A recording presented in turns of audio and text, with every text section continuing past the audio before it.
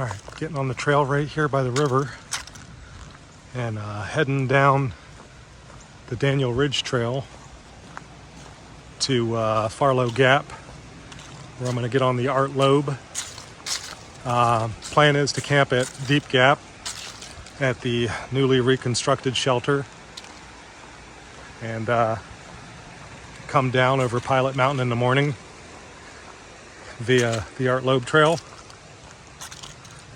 and connect with the Butter Gap Trail to Cat Gap Trail to finish here at the fish hatchery. And that's where I was on the top of that mountain right there 2 weeks ago, John Rock. All right, so pick up the trail here in just a minute. All right, I had to walk the road a bit to connect with the actual trail. It was only a couple tenths of a mile though. So this is the fourth time I've done this trail. And first time I did it was back in 2013. It was a failed backpacking trip. Only ended up doing, I think it was about 11 miles of the 20-mile round trip. And I ended up completing it when I returned a couple months later when I moved here. All right, everybody. Wanted to disclose some facts about this trail in case anybody's interested in doing it. Number one, I wouldn't recommend it for beginners. It's got a significant amount of elevation gain. The way All Trails has you starting this trail counterclockwise is definitely the easier direction to travel.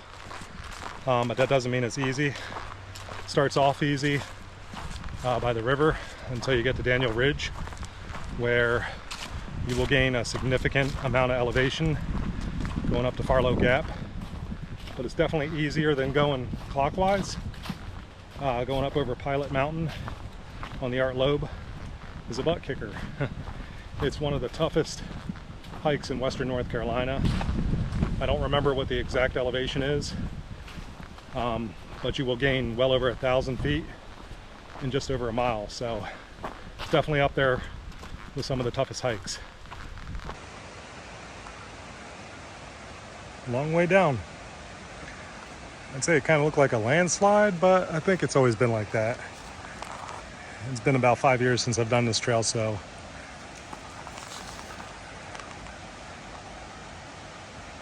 All right, at this trail junction, you make a right into the Cove Creek Group Camp.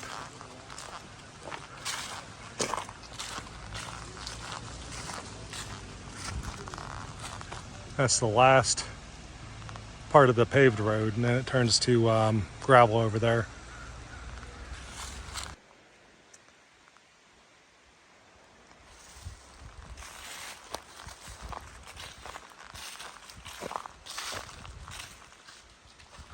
So immediately I'm met with this other trail junction here. You could turn right to go to Cove Creek Falls here. And if you continued on, you take the forest road to Seniard Ridge up to the Parkway. I might save that for a not so distant trip in the near future, but I'm going to continue straight to continue on the loop.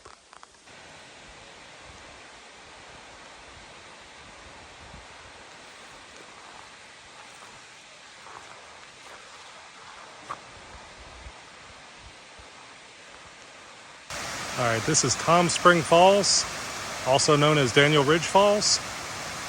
The actual trail was supposed to take me at the top of the waterfall, or just past it at the top on the ridge, but I wanted to come down here to show you guys this waterfall.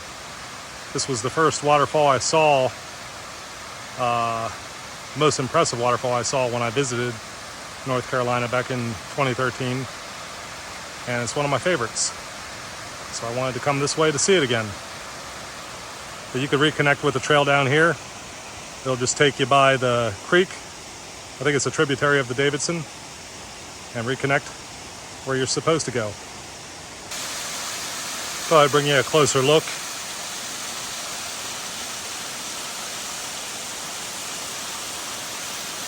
This is about midway up on the waterfall too. There's a short side path that takes you up here. And just like that, I forgot. Daniel Ridge Trail is just past the waterfall.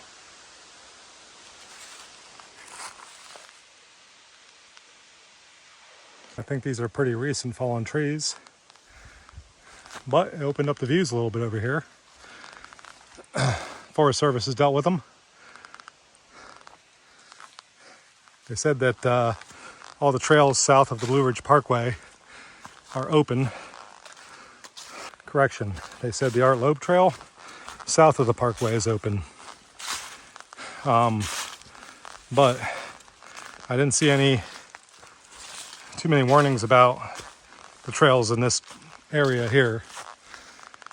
So I'm not finding them to be in bad condition so far. But the trip is still on day one, so we'll see how it goes when it's all said and done. All right, so now I've come down to the river. I believe this is the right fork of the Davidson River. And I'm gonna stay straight to go down to Farlow Gap. If you make a left, you'll complete the loop, closing out Daniel Ridge. You know, just when you thought fall was over and it's giving you its best, end of October, and you come upon a beautiful scene like this. Just covering the ridges with hues of yellow, orange, and red. It's quite beautiful.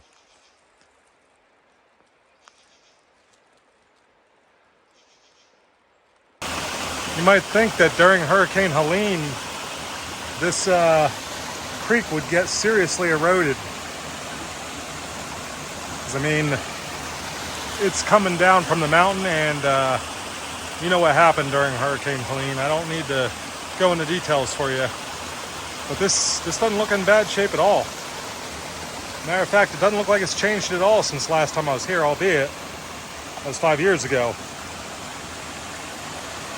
Very happy to report that.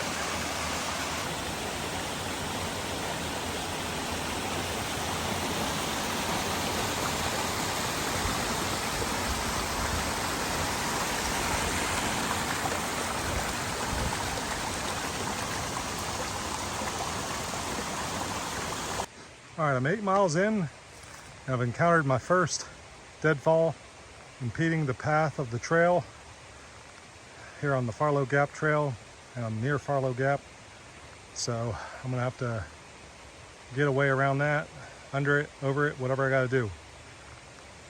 All right, it wasn't too bad. You can see through it on this side of the blockage. That was the first obstruction, so hopefully there won't be any more. It wasn't too much of an annoyance, but I wouldn't want to have to encounter that every mile or so. All right, this is the steepest section of the trail so far, almost to Farlow Gap, and the trail gets very steep and it slows you down, so you're not going to make much progress here very fast. All right, I finally reached Farlow Gap, and what seemed like it took forever, because that hill climb is no joke. It is super steep, and I've not backpacked in almost 3 months. The day hikes they'll get you in shape, but not like backpacking.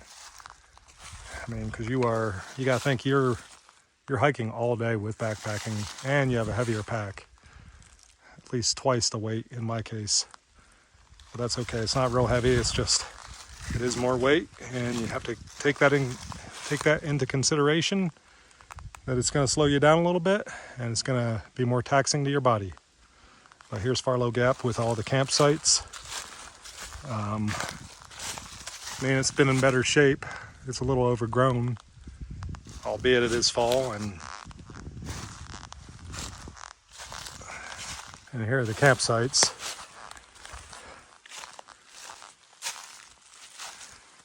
They're just spread out here all throughout this area.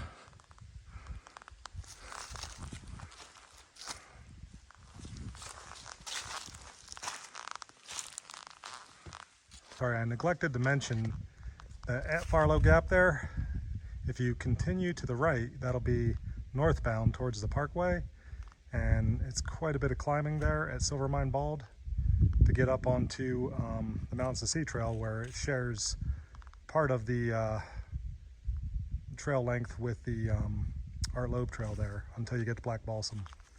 But I'm continuing south to Deep Gap and the shelter there at Deep Gap. All right, the Art Loeb is before me on the right, Forest Road on the left. I don't think the Forest Road will have too much of a climb compared to this Sassafras Knob up ahead here. And then it's a pretty steep descent down to Deep Gap. You know what, I might just try the Forest Road out just to see, because I've never done it before.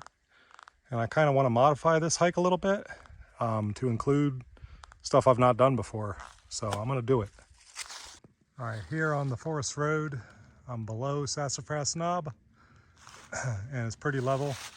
Mild incline at the start, but I'm making pretty good progress. There were some peaks here and there through the trees. You get a little view, but not much. I mean, I think it's better than what's up on the knob. If I remember, the knob didn't have any views. It was pretty closed in, even this time of year. Check out the new Deep Gap shelter.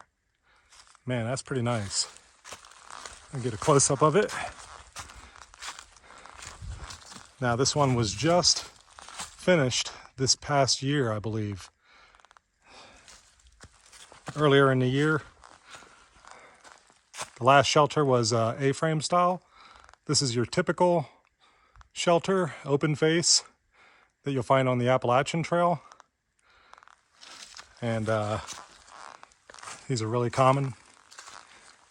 Nice to have a brand new shelter here. Last one was dilapidated, falling apart. So it was about time to replace it. Looks like it'll sleep several people comfortably. People have already put graffiti on it. No wonder there. Looks like there's a bear box over there too. Now that's a welcome addition. Places to sit, made out of the logs. Nice big fire pit. I believe it's in the same spot as the last one.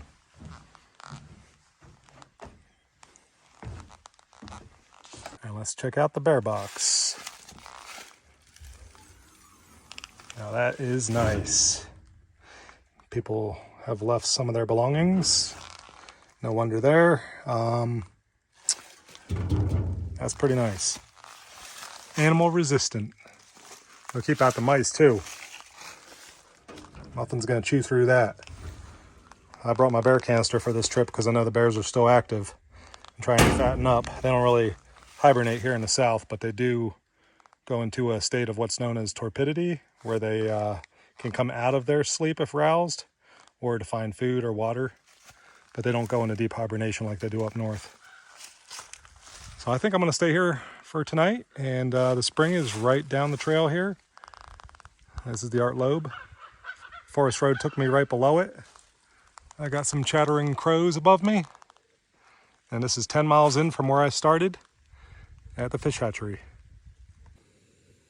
Cooking dinner with a view of Pilot Mountain. It's gonna be a good night.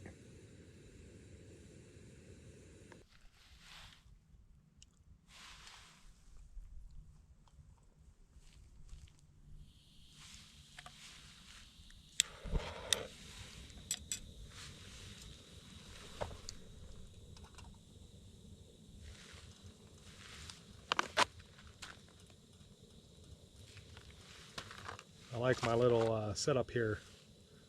Little spot for my cookware. So it's raised up off the ground. Makes things a little easier. So it looks like I'm gonna have a good night here. I got the fire pit right beside me. Might decide to start a fire. Not a lot of firewood here, but at least none that I can easily access. All right, I do have my tent set up in the shelter to keep mice off me, because I don't want to deal with them. And I did see mice in the woods, so there could be some in there, but that should be a cozy night.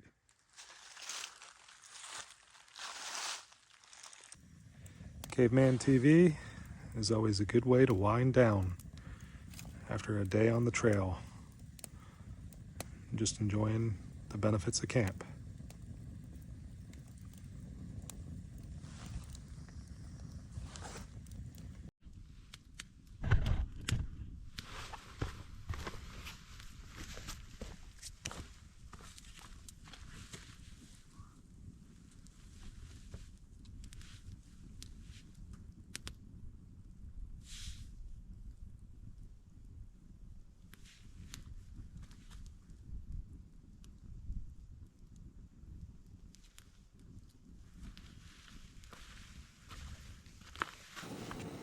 All right, breakfast is cooking. Got standard fare oatmeal. And I got my pre-workout here in the bottle. It's right there in the bag. I don't know if you can see it. $3.65 from Whole Foods. But I slept pretty well. Well, not really. I always say that, but I don't really get a really good night's sleep. In and out of sleep. It's hard to get comfortable at first, just getting used to sleeping in a tent. But the shelter was nice because it rained all night. I'll turn this off. It rained all night despite the forecast, which was saying a slight chance of rain. I think it was like 24% was what it had said. And it was a little chilly. Felt like it was around 49, 50. I think the forecast also said lower to mid 50s, so never can tell in the mountains. So I have my spoon in the pot to sterilize the germs from the previous meal last night. It's my little trick to also get rid of the food residue. I don't mind it in my water because you don't really taste anything. I wipe it off anyway. So I'm gonna eat this oatmeal. I've already taken down my tent, which I had set up here in the shelter. I'm going to get back on the trail here probably around 7:30 because the break of dawn isn't until close to 8 now. So it's, days are getting shorter. All right, I'm going to stop and get some water here at the spring and get back on the trail behind me. This is just, I don't know, about 150 feet away from the shelter, which is up the hill there. All right, decisions. I told you I was going to modify this hike. So instead of keeping with the Deep Gap Loop, which uses the Art Loeb to connect to the Butter Gap Trail back to the fish hatchery, of course with the Cat Gap Trail closer to the fish hatchery, I'm modifying it and I'm using the forest road here on the left to go around Pilot Mountain. I'm not going to go up Pilot Mountain. Like I said, I've done this hike 3 times before, and I've done the Art Loeb 3 separate through hikes. Once was a no-bow, twice so-bow. So I'm not going to do that for the purpose of this video. I kind of wanted to explore the forest road anyway, and once I get down to Gloucester Gap, I'm going to go head over towards the Long Branch Trail. There's a really cool waterfall over there that I've only seen once, and I've never done. I don't think I've done the whole Long Branch Trail. So that's what I'm going to do here. Plus there's no views here anyway. Not much of one. We're kind of socked in with some weather here. It did stop raining, but it's kind of a miserable day. Cloudy, foggy in places, so that's what I'm going to do. Alright, I've reached a big intersection of Gloucester Gap. There's where I would have came down if I would have taken the Art Loeb. That's the road I came down, 229.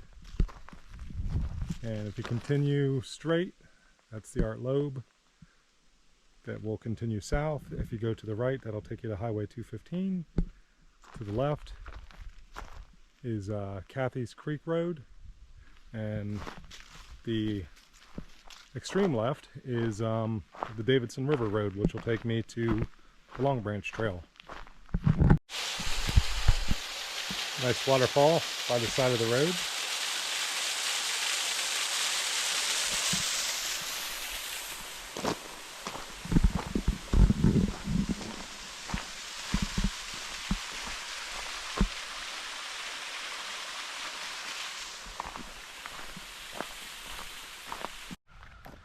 Alright, this hike has come to a close. It was a good trip, even though I modified the loop And I missed out on Pilot Mountain. I've not really missed out on it because I've been there many a times. I was hoping to see Long Branch Falls, but somehow I missed that, so I'll have to Google search for it because I didn't see it on the map even. But this was the better part of 20 miles with a lot of elevation gain. Even though I skipped out on going over some of the ridges, there's still a lot of climbing. But it was a good trip, and I'd recommend it if you want a little bit of an easier loop compared to the Deep Gap loop. Thanks for watching.